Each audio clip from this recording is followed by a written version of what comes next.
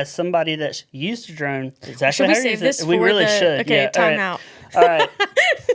I'll bring up the argument when we start. Yeah. All right. Between takes with 1413. I'm Josh. That's Sam.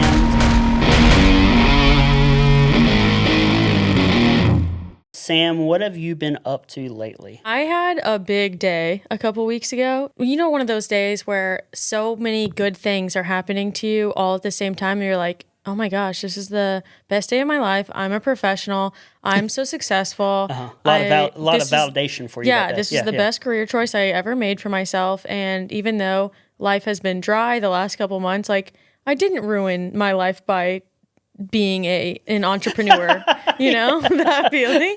Like I didn't ruin my life. I'm not a complete failure by doing this. It was a really good day because I feel like we're starting to come out of the slow months in the music creation industry. Mm-hmm. Festival season is approaching.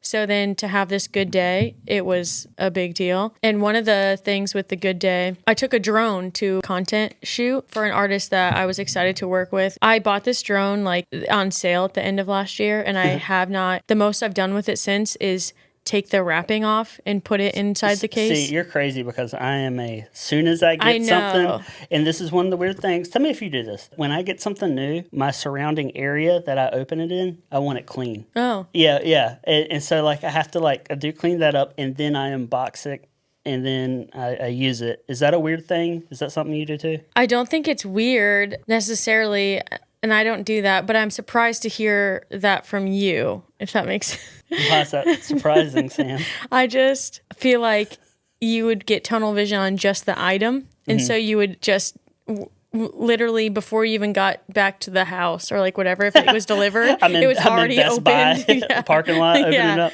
Yeah. That happens sometimes. It depends how urgent I need to use this piece of gear. When I ordered this, I ordered it at a time when like a bunch of stuff was on sale, and I made multiple work-related purchases.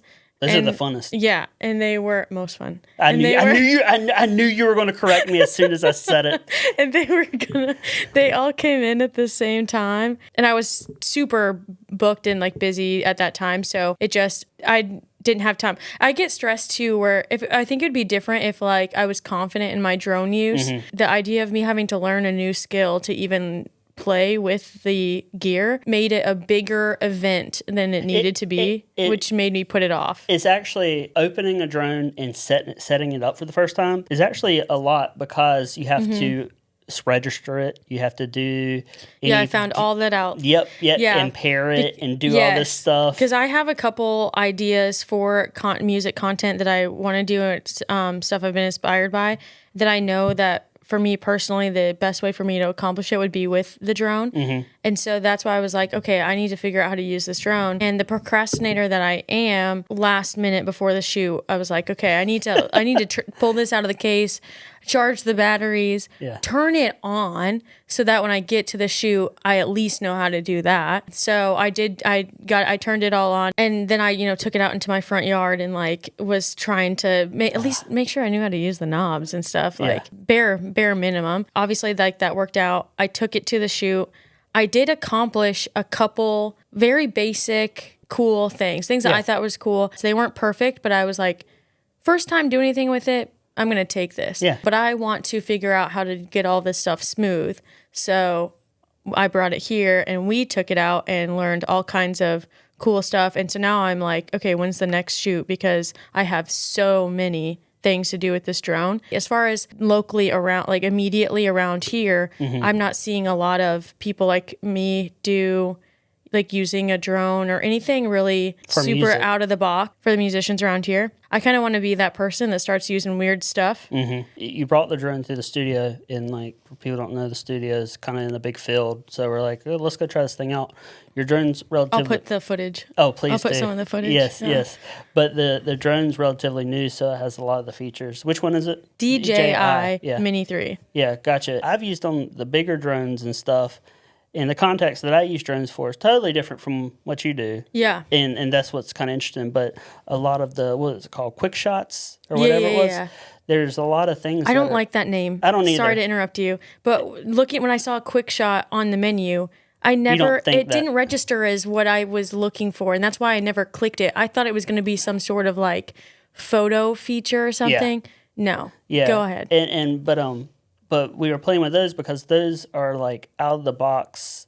If you're learning and you want to get the most bang for your buck immediately, those are actually really useful. One of us was standing out in middle field, and you got some practice in. Yeah. It's like you just draw a box over what you want it to orbit around. But that was something that I've used. I've used the orbit one before. I'm actually using it right now for a big real estate project I'm doing, where I go out twice a month for a big building that's being built, and they want it's like an update. So I'll try to. It's perfect for that. It's perfect. And I think honestly that's basically what it was designed for, more so than what I'm trying to use it for. Yeah. And it is kind of cool to see some of the features they're putting in these. And it's new to me because I'll buy whatever the newest drone is. I'll buy it, and then until that drone dies, I don't look at the new tech because I'll immediately want to buy stuff. So I have all the features that you have in yours, but I don't utilize them like how you would. So we went out in this field and we were testing all stuff, and like I don't know, it's pretty fun. Something yours does that I can't is that mine doesn't shoot vertical footage. It has an option to where it just crops a 4K image in vertically, but yours, the camera actually rotates, which is really neat. I thought that was kind of cool. Okay, perfect. I think it's weird to design a drone that will shoot vertically, because obviously why else would you design a drone to shoot vertical unless you're trying to make it more for social media stuff? But I can't hook my mic to it so that there's audio so that I can talk or line a song up or something like that. No, it's just dead. No noise. I mean, I get that's a kind of special case to use it, but I've done videos where I always just if I'm using a mic that records, I just I put the drone close enough to them, I get them to clap, and I use that as my point to sync what they're doing. I get it. And be clear, I understand why we're not recording audio in the air. Yeah. Nobody wants to listen to the wind. I'm here. I agree. Okay. But if you're going to start making drones that can turn to a vertical footage, because that's why else would you make the drone so it can shoot that vertical 9x16? Okay. Also, the drone's loud. The audio just be like me. Not if you, and I'm not saying you need to make the drone capable of recording audio. I think it should be capable of hooking to a mic, and the audio comes through the mic. Okay, onto the video. But how would it do that when the drone is very far away? It connects to the remote. If you're recording to the remote, then it can... Okay, so even you could argue then, the mic hooks to the remote. Okay, yeah, that'll work. Because it would still line up, because it would record all at the same time, because you would hit record on the remote. So it would start your audio and your video at the same time. It's super easy to line up. So I see you. I agree. And then it can it can connect to the remote, and then So I had the Phantom 1, then I had a Phantom 3. And it came with a live streaming capability that I thought was cool. And if I remember right, I was testing it out on Facebook. Okay, so I'm flying the drone, and I see a thing on the screen saying stream to Facebook. Oh, so through the drone. Through the drone, yeah. I'm like, okay, I got to try this. And I did it, and I want to say that I feel like it pulled audio from... It might have been pulling it from my phone. The monitor. Right, DJI engineers. To do the same thing. All of them that are watching. Let me do it. Yeah. Because even I feel like a large audience for these drones is travel. Especially, we're going to talk about mine specific. Mine is mini. It's obviously being marketed towards small for travel, and travel influencers or even people that just travel and want to make stuff for social media. That's why it's so easy to go vertical. That's why all these quick shots are designed for people, and these making videos of yourself in these beautiful shots. Even the tutorials have that, right? So I feel like those are the type of people they're talking in it, or obviously it's not designed for people to take to music shoots. That's not what they're marketing for. But I feel like I should be able to hook my DJI mic to my DJI remote. You're starting to get kind of crazy eyes over this. You're very passionate about this. Yeah, because I was lining up music to a video with no sound by the person's mouth. Yeah. Let me talk in my mic and it be recorded, and I don't have to do all this extra work. All right. So what else you got going on? I announced this mini style photo shoot. We don't like to call it minis because it's for musicians, and basically it's going to be like a day in the studio, really quick, short slots for a few nice photos. But I feel like musicians, it doesn't usually get catered to musicians very often, but they're always needing a couple new photos for different things, whether it be social media, a new song release. Maybe they added a couple members to a band or changed members and they haven't had photos done since the last time, but they don't always have like the time or the budget to do a full scale photo shoot. Yeah, I feel like every band photo, not every band photo, but a lot of times it's like obviously shot at a gig right after they finished and they look disgusting, or like it's before the gig starts and it's like somebody's girlfriend that's like, here, we don't need a group thing, but this is an opportunity for them to get something really cool and unique. And I don't know, I don't know why. It's one of those things that I'm like, why didn't I think about this? Think of this before you did. Yeah, and they'll have like a high quality image that they can kind of use for advertising or posters, social, like whatever they want, and it's at a discounted rate. And then it allows me to work with a bunch of musicians that I haven't worked with before, so I'm getting to like network and create kind of an experience that represents myself. Kind of also for the studio, it's booked a lot of people who have never been in the studio before, so we get to bring people into the studio and show them the different things you can do here. I just feel like there's like so many benefits to it. I got some reassurance because instant response. I booked up almost the whole thing and within the first 12 hours of posting about it. To do that, I've got a list of people that loved the idea but couldn't make this date, so they're hoping for the next one. And then I even like a photographer that I've made friends with on social media, she responded and was like, this is such a cool idea. I want to do this in my area. And that alone is like reassurance as well. Like, yes, let's start doing these in the different areas. Like kind of like the perfect storm of things coming together. The studio is able to be pretty flexible with like different colors and different ideas.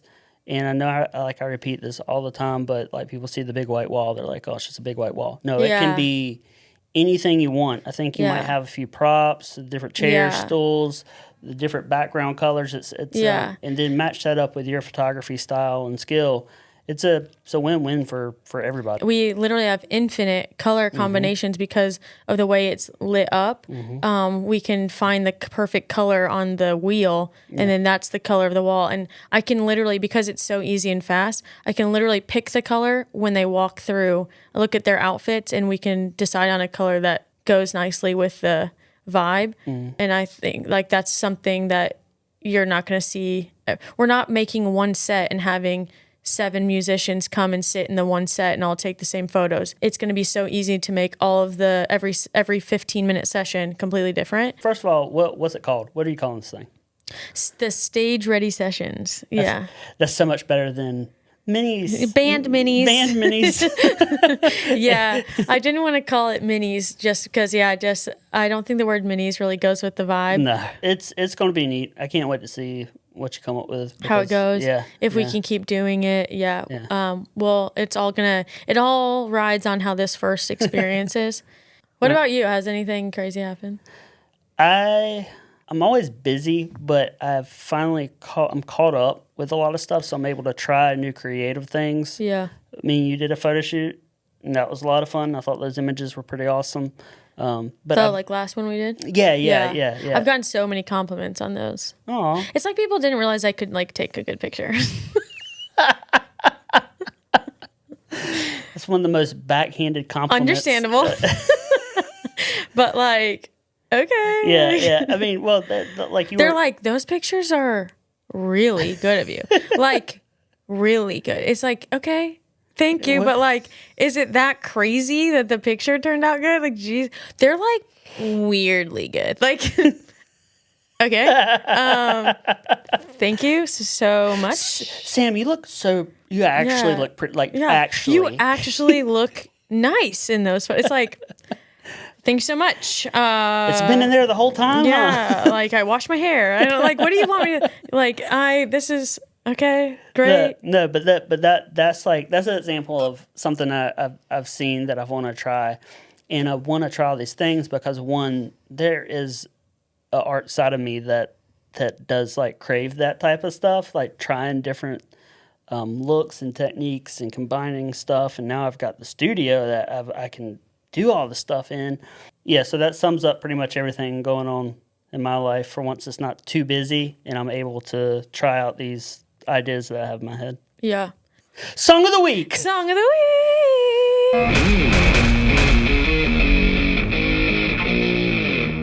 week. My song of the week. The lyrics are deep. Oh wow, that's rhymed. It did. I feel like every guy will get this. It's pretty emotional, heartfelt song. Are you gonna say I like big butts or something like? What? You're gonna say something of that nature. Spit it out. What's the name of the song? Hold on. I wish I switched back to see Flounder. No, it kind of brings a tear to my eye every time I hear it. What is it? It does not. It's Break Stuff by Limp Bizkit. Oh, I love that song. Do you know the song? Love that song. Love that song. Yes. That's getting on our playlist. I love that song. Also, that's you saying the men that song is written for the female rage, and I don't care what you say. No way. Yes. No. Argue in the comments. That song was written for the female rage. Yeah. I didn't know if you knew that song. I mean, you picked like the most well-known Limp Bizkit song. People who don't even listen to him probably know that song. Yeah, you're not wrong. Yeah. Anyway, so what's your song of the week, Sam? Mine is along the same vibe. No, it's not. Okay. Is it off the same album? Was it Chocolate Starfish and the hot dog flavored water? No, mine is Dreamer by Wesco. Okay, so it's not the same vibe, but like not at all. But boys would listen to it and get emotional. Is that song made for female rage? Like you said? Nope. It's for the upset men. Yeah. He's put out a whole EP of like his collective recent songs. They're all good, but Dreamer's the one I'm gonna add to the playlist. Nice. It's my song of the week. Song of the week. That's all, folks. That's all, folks. See you next time. Bye. I want to listen to Break Stuff now. I know. It's just one of those days. You don't want to wake up.